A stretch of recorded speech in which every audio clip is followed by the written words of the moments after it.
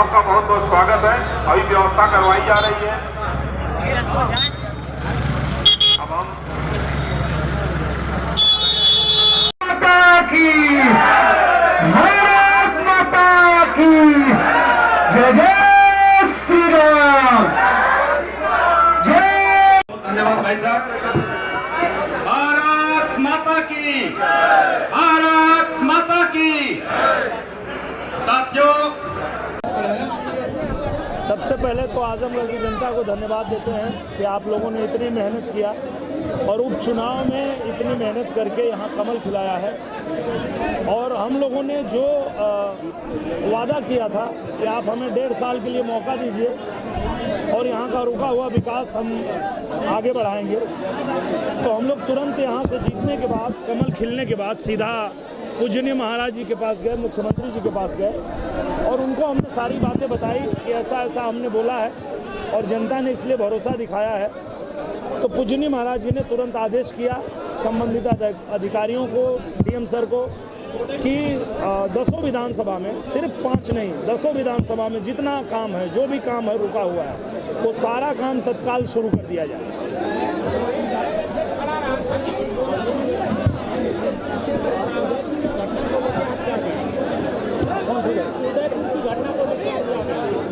बहुत निंदनीय है इस तरह की घटना, और आज के भारत में अगर हो रही है तो ये बहुत ही निंदनीय भी है और बहुत सोचनीय भी है। ये सोचना भी पड़ेगा कि हमारे भारत में अभी भी किसी की इतनी हिम्मत हो सकती है, किसी की इतनी औकात हो सकती है कि वो इस तरह से किसी व्यक्ति का गला रेत कर हत्या कर दे।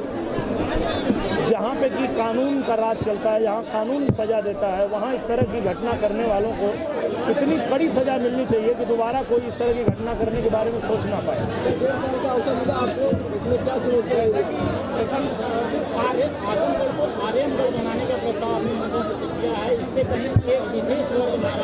नहीं होना चाहिए, किसी को नाराज नहीं होना चाहिए, क्योंकि ये मूल रूप से आर्यमगढ़ ही था। और अगर कोई बाहर से आया और उसने हमारे घर का नेम प्लेट निकाल दिया, तो अब जब हम अपना नेम प्लेट वापस लगाएंगे तो किसी को क्या दिक्कत हो सकती है। अगर हमारा पड़ोसी या हमारा दोस्त मित्र, हमारे साथ रहने वाला कोई भी धर्म जाति का व्यक्ति, अगर वो ये देख रहा है कि कोई बाहर से आया और हमारे इस ज़िले का नाम चेंज कर दिया, बदल के पहले आर्यमगढ़ था उसको कुछ और कर दिया, तो अब उसको फिर से आर्यमगढ़ हम उसका मूल नाम अगर देना चाहते हैं तो किसी को क्यों तकलीफ या दिक्कत होनी चाहिए। समझे कि आजमगढ़ आर्यमगढ़ बनेगा, निश्चित रूप से बनेगा। और इसका संकेत खुद पूजनीय महाराज जी ने जब दे दिया था आजमगढ़ में कि अब आर्यमगढ़ बनेगा, तो निश्चित रूप से बनेगा। जब से आप चुनाव जीते हैं, ओम प्रकाश राठौर जी लगातार अखिलेश यादव पे हमलावर हैं, इसको लेकर आप क्या कहें? मुझे लगता है कि कहीं ना कहीं वो सही भी बोल रहे हैं ओम प्रकाश जी। इसने मीडिया के बंधुओं से आग्रह है, मुझे लगता है कि इसी में बैठ के तो चुनाव नहीं लड़ा जा सकता और चुनाव लड़ने के लिए ज़मीन पर उतरना पड़ेगा, और चुनाव जीतने के बाद तो और ज़्यादा टाइम देना पड़ेगा। तो वो जीत के टाइम नहीं दे पाए तो बाद में फिर चुनाव में भी टाइम नहीं दे पाए। पर हम लोग चुनाव लड़ते समय भी जनता के बीच में थे, अब चुनाव जीतने के बाद भी हम जनता के बीच में हैं और जनता के बीच में ही रहेंगे, तो ही हम आजमगढ़ से किया हुआ वादा पूरा कर पाएंगे।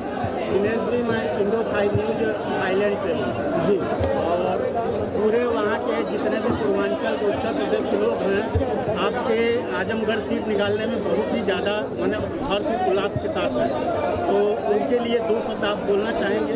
बिल्कुल बिल्कुल, मैं आप सभी को दिल से आभार व्यक्त करता हूं, क्योंकि मैं भी जानता हूं कि आजमगढ़ की सीट का समीकरण इतना कठिन है कि यहाँ पे सिर्फ आशीर्वाद और दुआ से ही जीता जा सकता था।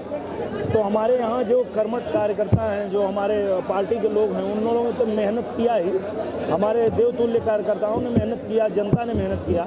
लेकिन ये संभव तब हुआ जब आप दुनिया में अलग अलग जगहों पे बैठे, आप लोगों ने दिल से आशीर्वाद दिया, दुआ दिया, कि बस कमल खिल जाए। तो आपके आशीर्वाद से ही हो पाया है, आपको बहुत धन्यवाद। नीरव जी जीत के आए हैं, कोई नया गाना हो तो अभी तो गाना नहीं, अभी सिर्फ काम करेंगे। अब गाना 1.5 साल बाद, क्योंकि गाना गाने बजाने का टाइम ख़त्म हो गया। अब सिर्फ और सिर्फ आजमगढ़ पे ध्यान देना है, आजमगढ़ के लिए काम करना है। एक आखिरी क्वेश्चन, चुनाव के दौरान विधायक